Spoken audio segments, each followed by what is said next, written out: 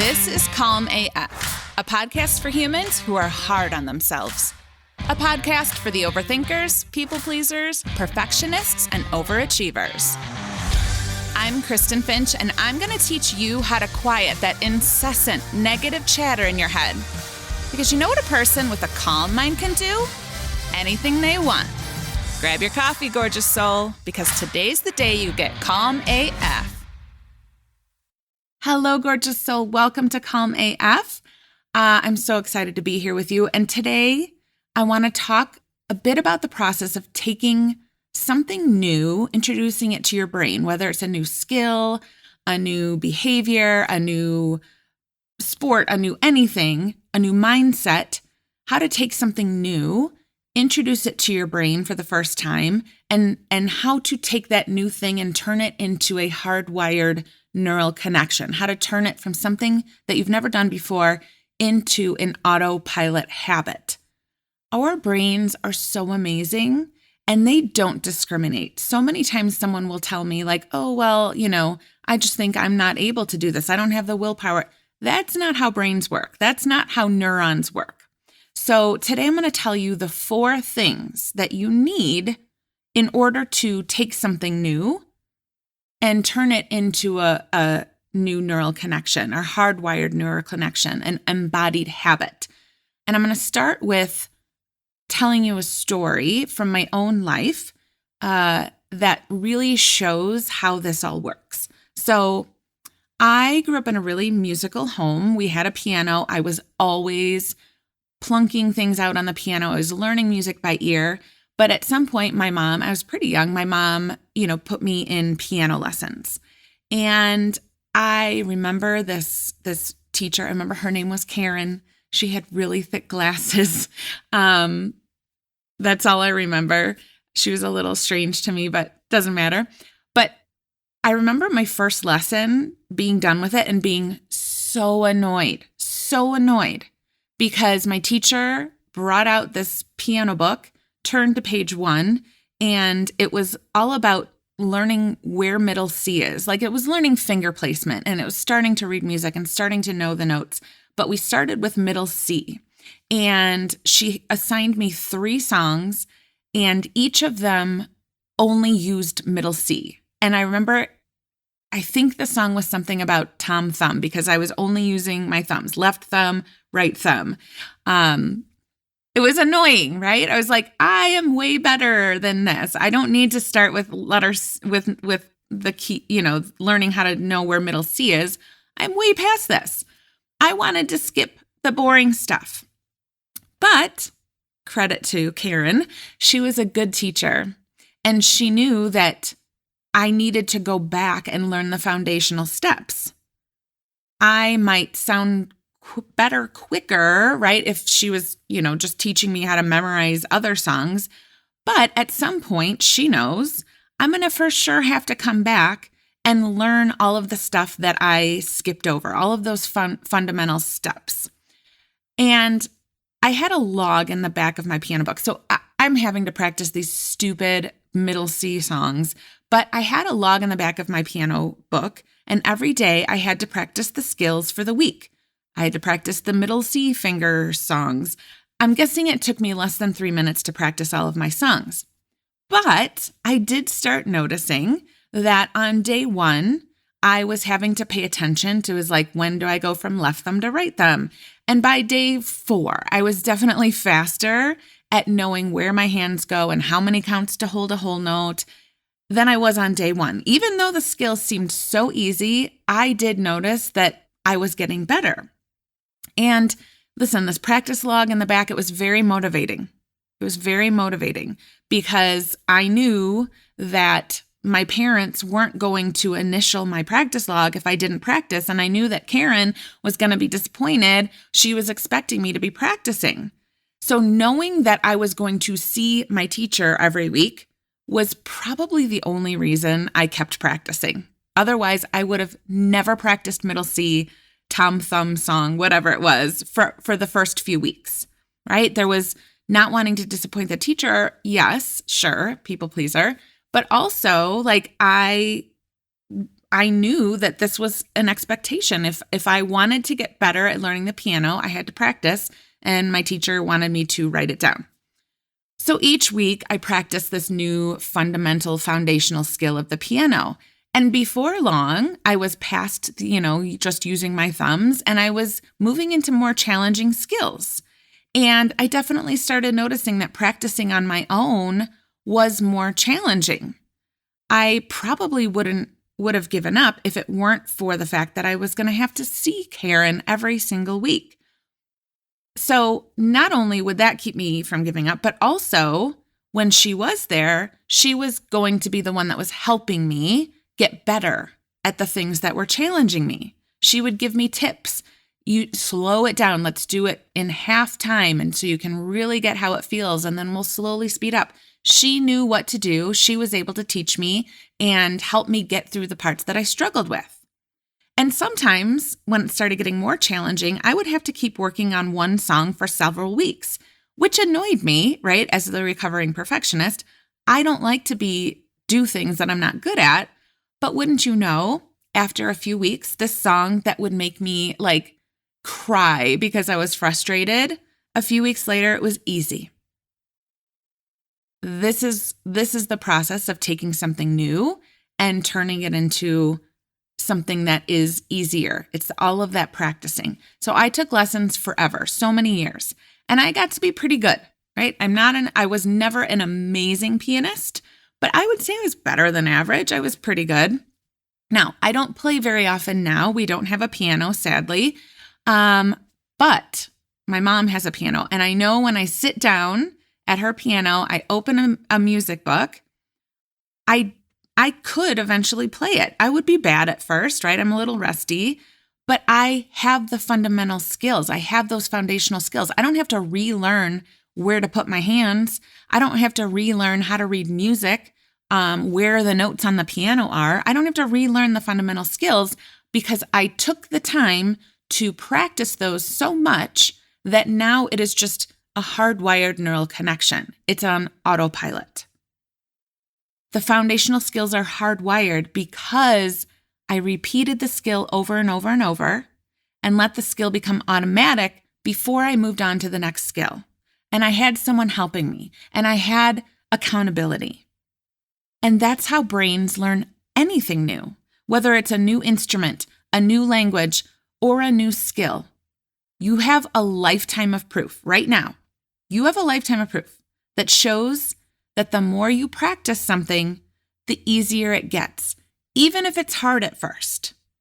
Okay? Things like tying your shoes. When you tie your shoes, do you have to think about it? Just be like, here's the bunny ear and here's the bunny ear. No, because you practice it so much, you don't have to think about it. Riding a bike, learning to read, learning to write, learning a new sport. The first time you learned a sport, think about your job. Right? You weren't good at your job, this new skill, before you had to learn it and practice it. The first time you do something, you create a neural connection. The more often you use that neural connection, the more often you repeat that pathway, the easier it becomes, the more hardwired it becomes, until eventually this path becomes automatic. That's why today I can sit down at a piano and play a song. This is why if you put a piece of music in front of me, I don't have to relearn how to play the piano. My skills are rusty, but they're still there. This is why you know how to ride a bike. If you create and hardwire a neural connection, it will be there forever. If you don't use it after a while, it will get rusty, but it's going to still be there. Now you have lots of hardwired connections like we just talked about, shoe tying, teeth brushing, a sport, something you learned for your job. But guess what else? Your thoughts, the things that you are thinking, the reason why they are on autopilot is because of how many times you have repeated that thought. I'm not good enough. I should do better. I should know better. People don't like me. I do everything wrong. You know why those thoughts are so automatic? Because of how many times you've practiced them. You know what behaviors feel like they are just so automatic? Like overthinking. people pleasing, energy managing, perfectionism, overachieving. These are hardwired skills. You don't have to think about them anymore. You don't have to try to people please. It just is there. And it's because you've created a hardwired neural connection, because you've practiced it so many times. You had the accountability, right? Like, if I people please, I get what I want. I get praise. I feel safe. This is why. These are habits. They are not who you are. They are habits that you have practiced and practiced and practiced. They're not who you are, right? A lot of times people are like, I don't have any choice in the matter. I just hypervigilantly overthink everything. I just have to worry. This is just who I am. No, you've practiced it, which means you can practice something else. You can practice a new skill, a new behavior, a new thought, and hardwire that, right? Because, dun-da-da, neuroplasticity, right? Neuroplasticity is your brain's ability to rewire neural connections, any neural connection you want. And yes, the energy managing, people pleasing neural connection is hardwired, so it's going to be there forever. You won't ever have to think about it in the future. But if you create a new neural connection, say one based on worthiness or being enough, and you practice that more, that's going to be the new connection. Okay? You can rewire anything. You could rewire your teeth brushing neural pathway if you wanted to, right? If you're a righty, start using your left hand. And at first you're going to forget because it's so automatic, but eventually you will learn the new way. You will start picking up eventually the toothbrush with your left hand, and that will become the new hardwired connection. So let's talk about this. What are the 4 things necessary for you to undo an old habit, meaning make that the less used neural pathway, and create a new automatic habit? First and foremost, you need resilience and persistence. I promise you, when you start trying to create a new neural habit and unlearn an old neural habit, you're going to get it wrong a lot. You're going to say, I'm not going to energy manage my husband at this party tonight, and you totally will, okay? And that's okay. Again, this is how brains work. You have to have resilience. When you don't do it perfectly, you can't give up. Anytime you learn a new skill, you're going to suck at first. That doesn't mean it's not working. That doesn't mean it's not going to work. Unless your brain has some new kind of neurons that I've never heard of, it will work. Okay, that's what you need first. Second, you need a teacher who understands that no matter how much you think you already know about how to stop people pleasing or energy managing or being anxious, that teacher needs to know you need to go back and start with the foundational pieces. Just like my piano teacher was like, nope, I know you know how to play all of these songs, but now we have to go back and learn how to where your thumbs go, where middle C is, how to read the music. You need a teacher who knows how to teach these skills and knows the pace to move forward, right? You can't just jump from one thing to the next as soon because of that repetition. You need to give your brain time and repetition with these new skills in order to create the new neural pathway and have it stick, right? So for me, my clients, they come to me knowing lots of stuff. They've already listened to all the podcasts. They have already read all the books. They have done all the research. They know about their anxiety, their people pleasing, their perfectionism, their emotional attachments, right? But they haven't spent the time on the fundamental skills. And it's so necessary because what often happens is you have all this information, but you're not practicing it daily. And so you're trying to use it only in the moments that you need it, right? So you go to the party and you're like, I'm not going to energy manage my husband, but you haven't done the skills. You haven't practiced enough to be able to grab onto that new neural connection. Your brain, when it's triggered or when it's unfamiliar or uncomfortable, it's going to go back to the most familiar neural connection. That's the safest one. It's going to go back to the old one. That's why you need to be practicing the new one, not just when you need it, but daily. Okay? So, the third thing you need is long-term repetition versus what you've probably been trying, which is short-term willpower. Let me cram for this test, right? Let me learn everything that I need to know to pass this test. We all did that. That was like how I survived math for my whole school career. I did learn the fundamentals, but once we started getting up into more advanced, it was like I crammed, I learned what I needed to learn for the course or for the test, and that was it. Like it was a short-term neural connection. It did not become hardwired.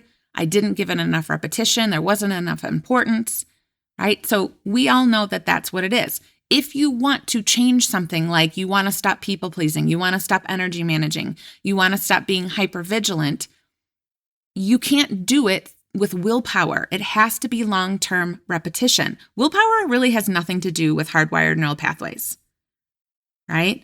So that's one of the most important things. You can't just know the information. You need to have repetition. You need to have it for a long time. The fourth thing you need is accountability. So when I was learning piano, I needed to know every week that I had a piano lesson because that kept me practicing. Because practicing either felt boring at first or then it felt hard. Two things that really made me want to stop. Right? I don't like to do things that feel hard and boring. But if I have that accountability and I have my strong why, I'm doing this because I want to be a really good piano player. I want to be able to read music. I want this to be a life skill for me, right? I needed to understand that in order to get me past the hard things and the boring things. I needed the accountability. I needed that teacher showing up and helping me and keeping me accountable. Okay? And here's the thing that I hear also a lot is where people are like, I shouldn't need accountability. I shouldn't need someone to be there, making sure I'm doing it. Yes, you do. Needing accountability isn't like a moral weakness. This isn't about how strong you are or how dedicated you are. Your brain, all brains, are wired to be efficient. So if you already have a strong, hardwired skill that your brain thinks is working just fine, it's not going to want to keep working on a new neural pathway that feels hard or feels boring. If you're already really good at people pleasing or being in charge of everything or managing everybody's moods, your brain, when you're like, we're going to stop doing that, and look, there's some risks here. People might get mad and you might feel uncomfortable and everybody might feel uncomfortable. Your brain's going to be like, no, thank you. Nope. No need to learn this skill. You are great at people pleasing. You are amazing at energy managing. Just keep doing that. It's better than feeling uncomfortable, right? Accountability isn't something that is wrong. We need it. We need consistent accountability in some form, whether it's a teacher or there's some sort of an outcome that you want. We need that to rewire an old neural pathway instead of giving up. Okay? So there you go. There you go.